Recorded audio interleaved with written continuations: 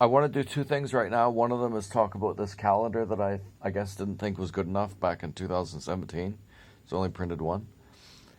I just want to show the months. And I also want to talk about a woman named Anne Whitcomb.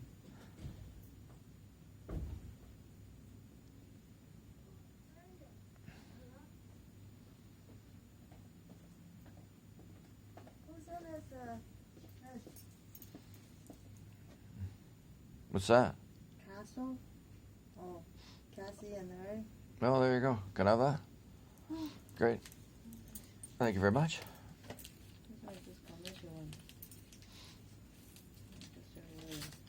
Would you like to talk about the calendar? I'm making a film about the calendar. You don't want to say anything about this one? Yeah. I think you like this one. Yeah, I love that one. Well, come talk about how much you love it. Yes, I love it. I really, really like it. Okay. And that's the only one. Don't give it away. Okay? I really, really like it. Anyway, this isn't good.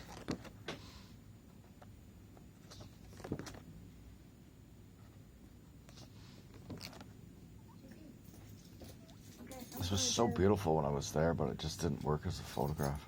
Sweetie, I'm going to get cereal, yogurt, and banana, and milk, and they can have that for tomorrow, okay? And whole milk so that it tastes better. You want to come with me? No. Okay, I love you, sweetie. Okay. Wait. I'm making a film, Bunker. Okay, you like this better. Bye. I love you, sweetie. Love you, sweetie. Anyway, the show I want to talk about is Anne Whitcomb. It's on a channel called the New Culture Forum. And I just love listening to British intellectuals. Anyway, her show is talking about something that's been well known for, I don't know, I think like a good 5-10 years. But she's talking about how much the modern legal system and education and journalism discriminates against men. I mean, it's just phenomenal. But in this case, she's focused mostly on the criminal justice system, I think. And the first guy that comes up is a cop who was charged with sexually assaulting his 9-year-old girl after he'd broken up with the girl's mother. It's quite often how it goes. You want to be careful about the way you break up with a woman. Anyway, so he gets charged with this. He's a cop. He's been a cop for 20 years. It was obvious that there was no case. It went to trial. He was found innocent. And he was been suspended for 3 or 4 years, but I don't know if he was suspended with or without pay. So my level of concern for him definitely impacted by that. But the thing is that he was dragged through the courts and all of that. He lost friends. He just suffered the turmoil of that. And the woman who accused him, I don't think it's legal to print her name anywhere. So people could figure out who she was. But no, she just got away scot-free. Very definitely, according to him, and I believe this. Yeah, he was ruined by something that he never did. And she got away scot-free. Okay, the next one up was a guy who's a Navy guy. And he had a brief fling with a girl or woman. And got her pregnant. He didn't know anything about it until he got a message from social services. And they were demanding, child care benefits. That was the first time he knew that he had a daughter.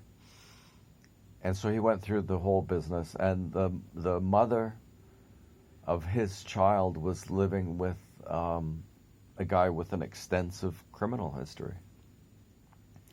And so he's concerned about his daughter, obviously, and wants to have contact with her. You know, he pays the child support, I believe, and goes through all of this stuff. And at one time, he spoke to the social worker.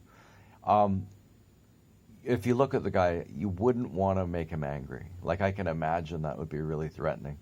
But at one point, didn't know that any accusation was like that. But, I mean, the guy's just threatening by the way he looks. Anyway, so he has to go through the social worker. And at one point, she says to him on the phone, look, you have no rights. The only right that you have is to pay. And they were making up stories about him being abusive to that daughter during a period of time when he didn't see her, when he wasn't allowed to see her.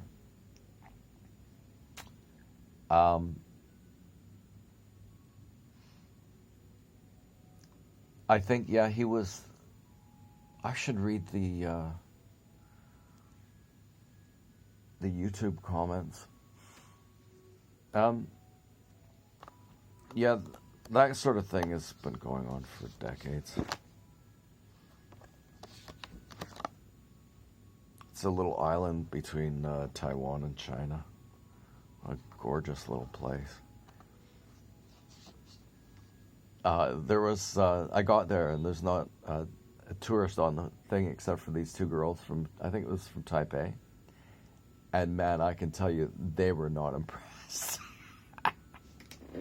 And there was only, I think, a couple of restaurants, and none of them were, they were just really kind of dirty and unappealing places. And it was hot as hell. And these two chicks were sitting there wondering, what in holy hell have I done coming out here, right? And you can rent a scooter there. As soon as you get on the island, they rent you a scooter, right? And so it was really fantastic island, sort of for a curious reason. A lot of cliffs and stuff like that. And it had been bombed so extensively during the conflict between Taiwan and China that there wasn't hardly a tree on it. Like, I can see there's a tree there, but it's basically just treeless. And so you go there, and then I went to sort of a thing that was run by the tourism board, I guess, about the history of the island. It's like a little movie theater. And I walked in there, and I swear to God, the guy hadn't seen anybody for 6 months. He's running this thing. And so I go in there, and he puts on the show for me. And I'm the only person in the theater, and I sit there and watch it. It's quite good, actually. And then the next thing that happened there is when it came time to leave, I couldn't figure out what the hell to do with the scooter, because they'd rented me a scooter, and I drove it around for like 3 or 4 days without a license. And that wasn't 3 or 4, I think it was a couple of days I was there. So I drive around the island, and then I got to figure out what, I'm like in a kind of a panic, like how do I give the scooter back? Because it belonged actually to the people who ran the hotel. And also the hotel that I was at was quite away from the dock where the ferry came in. So how am I going to, how is this going to work? How do I get to the ferry? And, the thing is you just have to understand that you're in a very different planet, right? And so I'm asking around, probably bothering people a bit, with crappy Chinese and all that. And then what I figured out is that you just drive the motorcycle down to the dock and leave it there with the keys in it.